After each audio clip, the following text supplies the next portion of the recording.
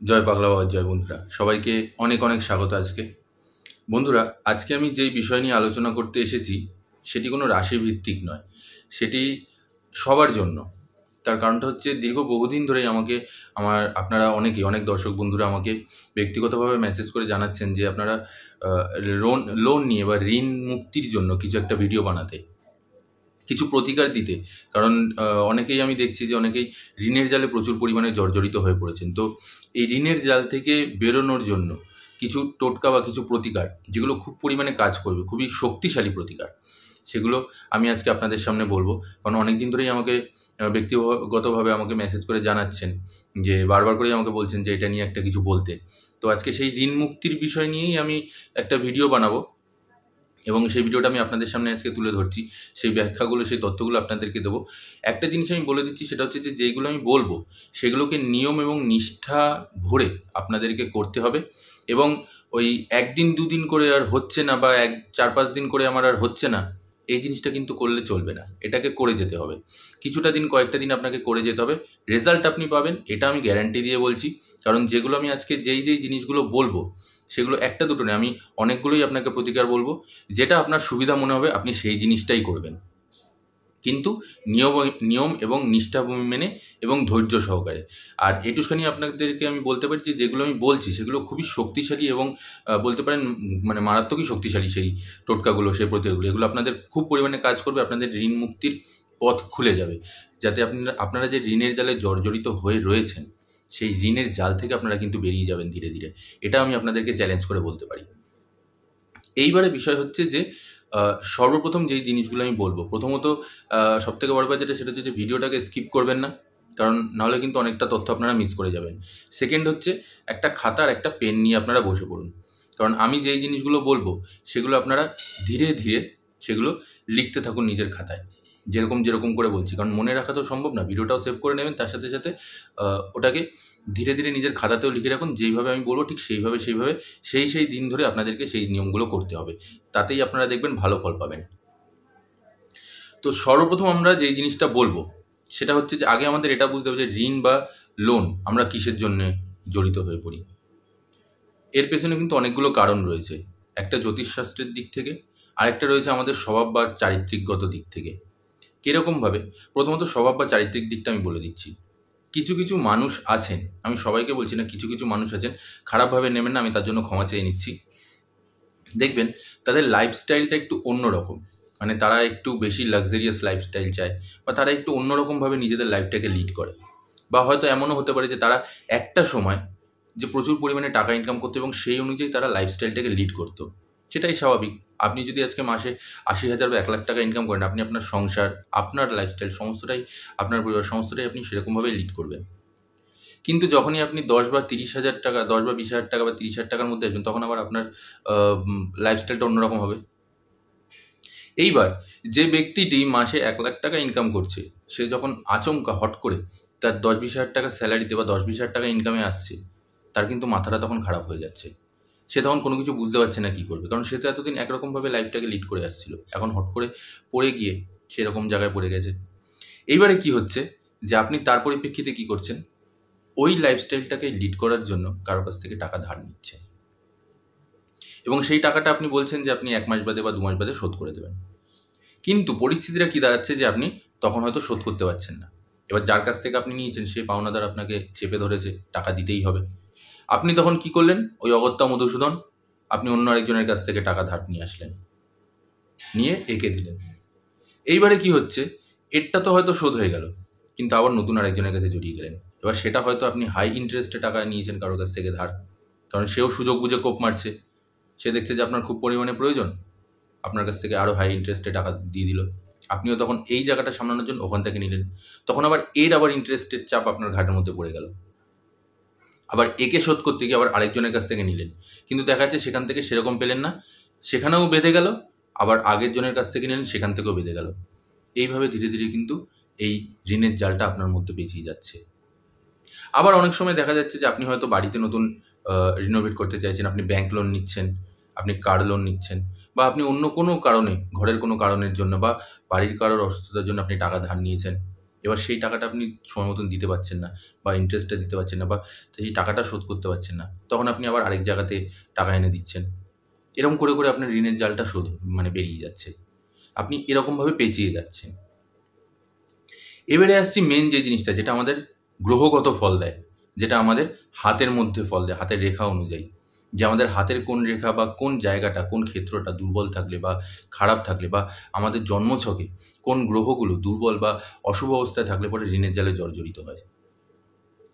প্রথমত আমি আপনাকে দেখিয়ে দিচ্ছি, আপনারা নিজেরাই দেখে বুঝতে পারবেন। এই আমাদের রাহুর স্থান। এবার এই রাহু স্থান যদি আপনার নিজেদের হাত দেখুন, যদি আপনার এই রাহুর স্থানটা দেখবেন যদি একটু ডিপ থাকে, অস্পষ্ট থাকে এবং তার সাথে দুর্বল থাকে রাহুর ক্ষেত্র, সেক্ষেত্রে কিন্তু আপনাকে রাহু ঋণের জালে জর্জরিত করবে। তার সাথে সাথে যদি আমাদের এই ভাগ্যরেখা যাদের হাতে আছে, তাদের ভাগ্যরেখা দেখবেন যদি অস্পষ্ট থাকে এবং ছিন্ন ভিন্ন থাকে, সেক্ষেত্রেও কিন্তু মানুষ ঋণের জালে জর্জরিত হয়ে পড়ে। আরও একটা জিনিস, যদি আমাদের আয়ুরেখাতেও যদি সেরকমভাবে সুস্পষ্ট না থেকে থাকে, সেক্ষেত্রেও কিন্তু আমরা ঋণের জালে জর্জরিত হতে পারি। এইবার জন্মছকের দিকটা বুঝুন। আমাদের ষষ্ঠম ঘর, যেটা 6th হাউস যেটাকে আমরা বলি জ্যোতিষশাস্ত্রে, সেটা হচ্ছে রোগ, ঋণ, এইসবের ঘর। এইবার এই ঘরের মধ্যেই যদি আপনাদের প্রথম গ্রহ, সেটা হচ্ছে যদি আপনাদের ওই স্থানের মধ্যেই মঙ্গল থেকে থাকে এবং সে নিচু অবস্থায় রয়েছে, দুর্বল অবস্থায় আছে, আপনাকে কিন্তু লোনে জর্জরিত করে দেবে। যদি ওই 6th হাউসেই আবার রাহু দুর্বল অবস্থায় থাকে, তাতেও আপনাকে রোগ, ঋণ দুটোর মধ্যে দিয়ে দেবে। আবার এই 6th হাউসেই যদি শুক্র আর চন্দ্র থেকে থাকে, সেক্ষেত্রেও কিন্তু আপনাকে ঋণের জালে জর্জরিত করবে। আবার এই 6th হাউসেই যদি আপনার মঙ্গল, শনি আর রাহু, তিনটে গ্রহ একসাথে নিচু অবস্থায় থেকে থাকে, সেক্ষেত্রেও আপনাকে কিন্তু লোনের জালে জর্জরিত করে দেবে। তো এই গ্রহগুলো, এই 6th হাউস হচ্ছে আমাদের ঋণ, রোগ, এইসবের ঘর, অভাব, অশুভ ঘর, দারিদ্রতার ঘর। এই ঘরে যখনই কোনো গ্রহ নিচু অবস্থায় আসে, তখনই কিন্তু মানুষ ঋণের জালে জর্জরিত হয়ে পড়ে। এবার এর থেকে কিন্তু বাঁচারও উপায় আছে। যাদের জন্মছকে এই গ্রহগুলো রয়েছে, তারা কি সারা জীবনই লোনের জালে পেঁচিয়ে থাকবে? একদমই না। অন্য গ্রহগুলোও তো আছে, তারাও তো তাদের ফল দিচ্ছে। ব্যাপারটা হচ্ছে যে আপনি হয়তো সেরকমভাবে বুঝে উঠতে পারছেন না যে কী করণীয় এই পরে। আপনি তো ঋণ তো নিয়ে নিলেন, লোন তো নিয়ে নিলেন, এবার পেঁচিয়েও গেলেন, এবার সেখান থেকে বেরোবেন কী করে? আপনার আয় ইনকাম নেই, আপনার চাকরি হট করে চলে গেছে, ব্যবসা পড়ে গেছে, তখন কি করবেন? তো এর হাত থেকেই বেরোনোর জন্য আমি কয়েকটা 5-6টার মতন আপনাকে টোটকা বলে দিচ্ছি। খুবই শক্তিশালী টোটকা, আমি আবারও বলছি, খুবই শক্তিশালী টোটকা, কাজ করবেই। আপনাকে নিয়ম এবং নিষ্ঠা ভরে করে যেতে হবে। খাতা পেন আশা করি আপনারা সকলেই নিয়ে নিয়েছেন। আমি এবার আপনাদেরকে একটু একটু করে বলে দিচ্ছি ধীরে ধীরে, আপনারা সেই অনুযায়ী কাজ করবেন। দেখবেন এতে আপনাদের ঋণের যে জাল, সেটা আপনাদের ধীরে ধীরে কাটতে শুরু করে দেবে। টাকা আসবে, অ্যাবান্ডেন্স আসবে, অবস্ট্যাকলগুলো কাটবে। তার সাথে সাথে আপনারা দেখবেন যে এই ঋণ মুক্তির যে পথ, সেটাও খুলে যাচ্ছে। এবার টাকা যতক্ষণ না আপনি ইনকাম করবেন, আপনার তো ঋণ তো বা লোন তো আপনার যাবে না। আপনার তো এমন না যে আপনি বসে রয়েছেন আর আচমকা আপনার কাছে টাকা চলে আসলো কোনো জায়গা থেকে, ওপর থেকে এক ব্যাগ টাকা পড়ে গেল আর আপনি লোন শোধ করে দিলেন।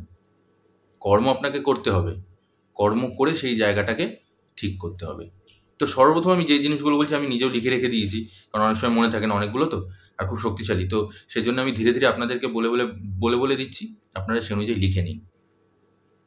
প্রথম যেই টোটকাটা, সেটা 5টা সোমবার করতে হবে। ঠিক আছে, প্রথম সোমবার থেকে 5টা সোমবার করতে হবে, প্রথম যে টোটকাটা আমি বলছি। এই 5টা সোমবারের জন্য আপনাকে কি কি নিতে হবে? সর্বপ্রথম আপনাকে নিতে হবে একটা তামা বা পিতলের ঘটি, একটা তামা বা পিতলের ঘটি। তার মধ্যে কিছুটা আতপ চাল আর কিছুটা গুঁড়ো হলুদ ওই জলের মধ্যে মেশাবেন। সরি। এইবার প্রত্যেক সোমবার ওই যে জলটা, ওই জলটা কোনো বট গাছের গোড়ায় গিয়ে দিয়ে আসবেন। বট গাছ আপনারা সকলেই জানেন যে আমরা পুজো করি, বট গাছের আজও মান্যতা আছে। বটগাছের কাছে আমরা অনেক সময় অনেক মন্দিরে দেখবেন যে বটগাছ রয়েছে, সেখানে আমরা তাগা বেঁধে আসি, সুতো বেঁধে আসি নিজের মানসিক পূরণ করার জন্য বা নিজের মনস্কামনা পূরণ করানোর জন্য। তো সেই কারণেই বটগাছে গিয়ে একটা তামার পাত্রে বা পিতলের পাত্রে জল নেবেন, তার মধ্যে কিছুটা আতপ চাল আর কিছুটা গুঁড়ো হলুদ দেবেন, দিয়ে সেই জলটা মিশিয়ে সেই বটগাছের তলায় প্রত্যেক সোমবার করে, অন্তত 5টা সোমবার আপনাকে করতেই হবে। 5টা সোমবার, প্রত্যেক সোমবারে আপনাকে ওই জল বটগাছের গোড়ায় দিয়ে আসতে হবে। এইবার যে জিনিসটা করবেন সেটা হচ্ছে, যেটা শেষ সোমবার হবে, অর্থাৎ 4টে সোমবার আপনি করে নিলেন, এবার পঞ্চমতম যে সোমবারটা, লাস্ট সোমবার, সেই সোমবারটাতেও সেম একইভাবে জলটা ঢালবেন, চাল আর হলুদ মিশ্রিত জলটা দেওয়ার পরে ওই বটগাছের গোড়া থেকে একটু কিছুটা শিকড় তুলে আনবেন, যৎসামান্য কিছুটা কেটে, ছুরি হোক বা চাকু হোক তাই দিয়ে কিছুটা শিকড় কেটে আনবেন। কেটে আনার পরে সেটাকে আপনি একটা লাল কাপড়ের মধ্যে বাঁধবেন, ছোট্ট একটা লাল কাপড়ের মধ্যে বাঁধবেন। শিকড়টা বেশি দরকার নেই, ছোট্ট একটুখানি হলেই হবে, যাতে ওটা আপনার মানি ব্যাগে ফিট হয়ে যায় বা আপনার বুক পকেটে রাখতে পারেন। এবার ওই শিকড়টাকে লাল কাপড়ের সাথে পেঁচিয়ে আপনি ঠাকুরের স্থানে রেখে দিলেন, দিয়ে সেটার পুজো করলেন। এবার আপনি কোথাও কাজে বেরোচ্ছেন, কাজে বেরোনোর সময় আপনাকে ওই লাল কাপড় শুদ্ধ ওই শিকড়টা আপনি আপনার মানি ব্যাগে রাখতে পারেন অথবা নিজের বুক পকেটে রাখতে পারেন। তবে এক্ষেত্রে আরেকটা জিনিস, মানি ব্যাগ কিন্তু ব্যাক পকেটে রাখবেন না, বিশেষ করে পুরুষদের ক্ষেত্রে, কারণ আমরা পুরুষরা ব্যাক পকেটে মানি ব্যাগ রাখি। আমিও আগে রাখতাম, পরে আমি সেটাকে সামনের পকেটে রাখা শুরু করেছি। তো সেই কারণে মানি ব্যাগটাকে পেছন পকেটে রাখবেন না, সামনের পকেটে রাখবেন। আর যদি সামনের মানি ব্যাগে না রাখেন তাহলে বুক পকেটে নিজে রেখে দেবেন। সারাদিন যেরকম কাজ করছেন করতে থাকবেন, সন্ধ্যেবেলা এসে আবার শোয়ার আগে যথাস্থানে ওই টুকরোটাকে আবার সেখানে রেখে দেবেন। এটা গেল। এরকম করলে আপনাদের জীবন থেকে যে ধার দেনা রয়েছে, যে লোন রয়েছে, সেই পথটা উন্মুক্ত হবে, অর্থ আসতে শুরু করবে এবং এর সাথে সাথে আপনার ঋণের জালও ধীরে ধীরে দেখবেন কাটতে শুরু করবে। আপনার বুদ্ধিও খুলবে যে কি কোন পথে গেলে পরে আমরা লোনটাকে শোধ করতে পারবো। এবারে আসছি দ্বিতীয় টোটকাতে।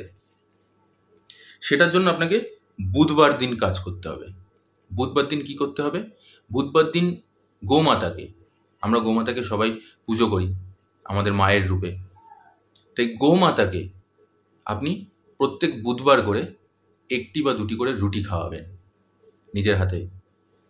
যদি রুটি না খাওয়াতে পারেন অন্তত শাকসবজি, ফল, যে কোনো জিনিস কিন্তু খাওয়াবেন গোমাতাকে প্রত্যেক বুধবার করে। কারণ গোমাতার মধ্যে আমরা সকলেই জানি 33 কোটি দেবদেবীর বাসস্থান। এতে 33 কোটি দেবদেবী প্রসন্ন হন, আর এতে আপনাদের ভাগ্যের দরজা উন্মুক্ত হবে। এতে আপনাদের জীবনের দুঃখ, কষ্ট, নেতিবাচক যে শক্তি আপনার মধ্যে ঘিরে রয়েছে, আপনার বাড়িতে ঘিরে রয়েছে, সেগুলো ধীরে ধীরে কেটে যাবে, আর ঋণের জাল থেকেও আপনারা ধীরে ধীরে মুক্তি পাবেন। এবারে আসছি 3 নম্বরটি। এটা করতে হবে আপনাকে মঙ্গলবার, প্রত্যেক মঙ্গলবার করে করতে হবে। কি করতে হবে? সেটা হচ্ছে আপনাকে 11টা মঙ্গলবার ধরে নিতে হবে। ধরুন আপনি আজকে মঙ্গলবার থেকে শুরু করলেন, আজকে তো বুধবার, আমি কথার কথা বলছি, ধরুন আজকে মঙ্গলবার, তো সেক্ষেত্রে আজকে মঙ্গলবার থেকে আপনি শুরু করবেন। টানা 11টা মঙ্গলবার আপনাকে হনুমান চালিসা 11 বার পাঠ করতে হবে। এখন হনুমান চালিসার যে কী শক্তি সেটা আপনাদেরকে আর বলার প্রয়োজন নেই, আপনারা সকলেই জানেন। বিপদ, রোগ, ঋণ, আর্থিক সমস্যা, চাকরির সমস্যা, বিয়ের সমস্যা, যাই হোক না কেন, হনুমান চালিসা পাঠ করলে কিন্তু সমস্ত বাধা বিপত্তি, সমস্ত দুঃখ কষ্ট দূর হয়ে যায়, নেগেটিভ এনার্জি বাড়ির থেকে দূর হয়ে যায়।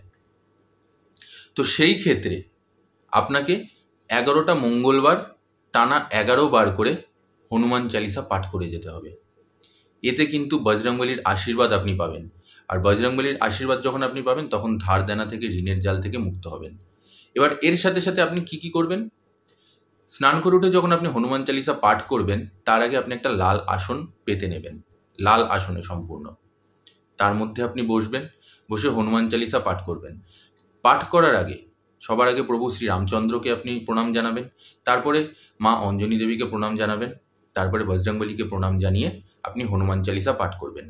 এবং পাঠ শেষে আপনি বজরংবলীর কাছে ক্ষমা চেয়ে বলবেন যে পাঠ করার সময় যদি অজ্ঞানবশত আমার দ্বারা কোনো শব্দ উচ্চারণে ভুল হয়ে থাকে তার জন্য আমায় ক্ষমা করবেন। শুধু এইটুকু করবেন। আর তার সাথে সাথে প্রত্যেক মঙ্গলবার করে একটা পান আর একটা সুপারি আপনি বজরংবলীকে অর্পণ করবেন। এটা করবেন 11টা মঙ্গলবার। আর 11টা মঙ্গলবার করার পরে আপনি দেখবেন ধীরে ধীরে আপনার জীবন থেকে এই সমস্যা, বাধা বিপত্তি, এই ঋণ সমস্ত কিছু ধীরে ধীরে মুক্তি হচ্ছে। এবং 11বার করে কিন্তু হনুমান চালিসা পাঠ করতে হবে, একবার না, 11টা মঙ্গলবার 11বার করে পাঠ করতে হবে। এইবারে আসছি এর পরের টোটকা, এটি আরও শক্তিশালী। সেটি হচ্ছে সর্বপ্রথম আপনাকে একটা নারকেল নিতে হবে, আর তার মধ্যে স্বস্তিক চিহ্ন আঁকতে হবে। কিভাবে আঁকবেন? আপনি একটু সিঁদুর নেবেন, দোকান থেকে সিঁদুর কিনে আনবেন, আর তার মধ্যে একটু দোকান থেকে ঘি কিনে আনবেন। দেখবেন লুজ ঘি পাওয়া যায়, গাওয়া ঘি, লুজ ঘি পাওয়া যায়। ওই ঘিটা একটা পাত্রের মধ্যে কিছুটা ঢেলে আর কিছুটা সিঁদুর নিয়ে, যাতে স্বস্তিক চিহ্ন আঁকা যায়, আমাদের এই অনামিকা দিয়ে, ডান হাতের অনামিকা দিয়ে আপনি স্বস্তিক চিহ্ন ওই নারকেলটার মধ্যে আঁকবেন। এবার ওই নারকেলটার মধ্যে আঁকার পরে আপনি প্রত্যেক মঙ্গলবার করে 5টি মঙ্গলবার আপনাকে এই ক্রিয়াটা করতে হবে, বজরংবলীকে অর্পণ করতে হবে, বজরংবলীকে ভোগ দিতে হবে। এটা আবার বলেছি কেমন করে, 5টি মঙ্গলবার আপনাকে একটি নারকেল নেবেন, একটু গাওয়া ঘি নেবেন, আর একটু সিঁদুর নেবেন, নিয়ে ওই ঘিটাকে গুলে ওই নারকেলের মধ্যে স্বস্তিক চিহ্ন এঁকে আপনি বজরংবলীকে অর্পণ করবেন। এবং 5টি মঙ্গলবার আপনাকে এটা করে যেতে হবে। আর এই দিনগুলো যেগুলো আমি বলছি, সেদিনকে কিন্তু আপনাদেরকে নিরামিষ থাকতে হবে সম্পূর্ণভাবে। সরি। তো এই 5টা মঙ্গলবার করবেন, দেখবেন তাতেও ফল পেয়ে যাবেন। এবং আমি এটুকু চ্যালেঞ্জ করে বলতে পারি যে 3য় মঙ্গলবার থেকেই আপনারা ফল দেখা শুরু করে দেবেন। কারণ 3য় মঙ্গলবারের পর থেকেই দেখবেন আপনার মধ্যে পজিটিভ এনার্জি তো আসছেই, তার সাথে সাথে ঘরের আপনার যে নেগেটিভ এনার্জিটা ঘরের মধ্যে রয়েছে সেটাও কাটতে শুরু করে দেবে। ঋণ শোধ হওয়ার যে রাস্তা সেটাও কিন্তু ধীরে ধীরে খুলতে শুরু করে দেবে। এবং দেখবেন লোনের হাত থেকেও আপনারা ধীরে ধীরে মুক্তি পাচ্ছেন। আপনাদের হাতে আর্থিকভাবে আপনারা সচ্ছল হতে শুরু করবেন, অর্থ আপনার কাছে আসতে শুরু করে দেবে। এইবারে আসছি সেটা হচ্ছে 4র্থ নম্বর, সেটা করবেন হচ্ছে প্রথমে একটা কালো কার্ড নেবেন। কালো কার্ডটা কীরকম হবে? সেটা হচ্ছে আপনার যেই হাইট, বা আপনি যদি অন্য কারোর জন্য করে থাকেন তার যেই হাইট, ধরুন আপনার হাইট 4 ফুট বা 5 ফুট বা 6 ফুট বা 4.5 ফুট, 5.5, যাই হোক না কেন, সেই হাইটের সম্পূর্ণ একটা লম্বা কালো কার্ড কিনবেন দোকান থেকে। কিনে নিয়ে আসার পরে একটা নারকেল নিয়ে আসবেন, ছাড়ানো নারকেল। এই ছাড়ানো নারকেলটাকে সম্পূর্ণভাবে ওই কালো কার্ড দিয়ে পেঁচিয়ে নেবেন এবং ওর মধ্যে কিছুটা ফুল দেবেন। একটু ফুল নেবেন, নারকেলটা নেবেন, তার মধ্যে কিছু ফুল দেবেন, দিয়ে সেই কালো কার্ড দিয়ে পুরো নারকেলটা ফুলসহ পুরো পেঁচিয়ে নেবেন সম্পূর্ণভাবে। আর যেরকম আপনার হাইট, সেই হাইট অনুযায়ী কালো কার্ডটা নেবেন, আর সেটা দিয়ে পুরো নারকেলটাকে পেঁচিয়ে নেবেন। নেওয়ার পরে আপনার যে ইষ্ট দেবতা আছে, আপনি যে ইষ্ট দেবতাকে মানেন, বা আপনি যেই গুরুর দীক্ষিত, সেই গুরুকে স্মরণ করবেন। অথবা যারা দীক্ষা নেননি, আপনারা যারা যেই দেবতাকে মানেন, মহাদেবকে, মা কালীকে, বা ভগবান শ্রী নারায়ণকে, প্রভু শ্রী রামচন্দ্রকে, বজরংবলীকে, আপনার যাকেই মানুন না কেন, মা মনসাকে, মা দুর্গাকে, যাকেই মানুন না কেন আপনারা, সেই ইষ্টদেবকে আপনাকে স্মরণ করতে হবে। এবং স্মরণ করে তার উদ্দেশ্যে বলতে হবে যে আপনার যে লোন, যে ঋণ, যেই ধার দেনা রয়েছে সেটাকে মুক্ত করতে, সেখান থেকে আপনাকে সম্পূর্ণভাবে সরিয়ে দিতে, এবং সমস্ত ঋণের জাল বা ঋণের বোঝা আপনার জীবন থেকে বের করে দিতে। এটা করার পরে এটাকে অন্তত আপনাকে 7টা মঙ্গলবার অথবা শনিবারে পালন করতে হবে। করার পরে ওই যে নারকেলটা, ওই নারকেলটা আপনার বাড়ির সামনে যদি কোনো নদী বা কোনো পুকুর থেকে থাকে সেইখানে, আর ভালো তো হয় খুবই যদি গঙ্গার জলে ভাসিয়ে দেওয়া যায়, কিন্তু সবার বাড়ি তো আর গঙ্গার সামনে নয়, সেটা সম্ভব না যে গিয়ে আবার গঙ্গার সামনে গিয়ে গঙ্গাতে গিয়ে অর্পণ করা। যাদের বাড়ি গঙ্গার পাড়ে রয়েছে তাদের কথা আলাদা, তাদের জন্য তো খুবই ভালো। যদি নাও হয় তাতেও কোনো সমস্যা নেই। আপনার বাড়ির সামনে যদি কোনো পরিষ্কার পুকুর বা নদী থেকে থাকে বা জলাশয় থেকে থাকে, বিশেষ করে পুকুর বা নদী হলেই ভালো, সেখানে আপনি ওটাকে অর্পণ করে দেবেন। আর আপনার ইষ্টদেবের কাছে ক্ষমা চেয়ে ইষ্টদেবকে প্রার্থনা করবেন যে আমি আমার সমস্ত ঋণের বোঝা তোমার ওপরে দিলাম, তুমি এটাকে তুলে নিয়ে চলে যাও, আর আমাকে সমস্ত দিক থেকে মুক্ত করো, সমস্ত ধার দেনা থেকে মুক্ত করো। দেখবেন ওই নারকেলটা যত দূর অবধি যাবে আপনার ঋণের বোঝা তত তাড়াতাড়ি কাটতে শুরু করে দেবে। এইবারে আসছি যেই জিনিসটা, সেটা হচ্ছে যে একটা তামার বা একটা পিতলের, আমাদের প্রত্যেকের বাড়িতেই মোটামুটি পিতলের বা কাঁসার দেখবেন প্রদীপ থেকে থাকে। সেই প্রদীপের মধ্যে 1 চামচ ঘি ঢালবেন সর্বপ্রথম। তারপর 7টা গুনে গুনে লবঙ্গ নেবেন, ফুল আলা লবঙ্গ, 7টা লবঙ্গ গুনে গুনে নেবেন। আর 3টে কর্পূর নেবেন। কর্পূরের দোকানে, দশকর্মার দোকানে কর্পূর পাওয়া যায়। 3টে কর্পূর নেবেন, নিয়ে এটাকে ওই একই সাথে ওই প্রদীপের মধ্যে দিয়ে ওটাকে সন্ধেবেলায় জ্বালিয়ে দেবেন। এটাকে টানা করে যেতে হবে। এর কোনো দিন নেই যে আপনাকে 5 দিন করতে হবে, 6 দিন করতে হবে, 7 দিন করতে হবে। এটাকে টানা করে যেতে হবে। এটা করলে পরে কি কি আপনার ভালো লাভ আসবে, সেটা হচ্ছে আপনার যে মানি ব্লকেজগুলো রয়েছে সেটা খুলবে। আপনি একটা মানি ম্যাগনেটে তৈরি হবেন, মানিকে আপনি অ্যাট্রাক্ট করতে পারবেন। আপনার যে ঘরের মধ্যে নেগেটিভ এনার্জিগুলো ঘুরছে সেই নেগেটিভ এনার্জিটা বেরিয়ে যাবে। আপনার মধ্যে যে নেগেটিভিটিটা রয়েছে, যে মানসিক চাপের মধ্যে আপনি রয়েছেন, সেটা যাবে। ভাগ্যের বন্ধ দরজা খুলবে, প্রচুর পরিমাণে অর্থ ইনকাম হবে, আপনার চাকরিতে উন্নতি হবে, আপনার ব্যবসাতে উন্নতি হবে। তার সাথে সাথে পরিবারের মধ্যে সুখ সমৃদ্ধি আসবে এবং এর সাথে সাথে আর্থিক দিক প্রচুর পরিমাণে মজবুত হবে। এই জিনিসটুকু আপনাকে করতে হবে। এবং সর্বশেষ যেটা আমি বলবো, সর্বশেষ আমি একটা আপনাকে মন্ত্র বলবো, যেই মন্ত্রটা আপনি প্রত্যেক দিন অন্তত 108 বার আপনাকে জপ করতে হবে প্রতিদিন। এতে মা লক্ষ্মীর কৃপা পাওয়া যায় এবং এর সাথে সাথে মা লক্ষ্মীর কৃপা যখন আপনার ওপর পড়বে, দেখবেন আর্থিক দিকও আপনার প্রচুর পরিমাণে উন্নত হচ্ছে।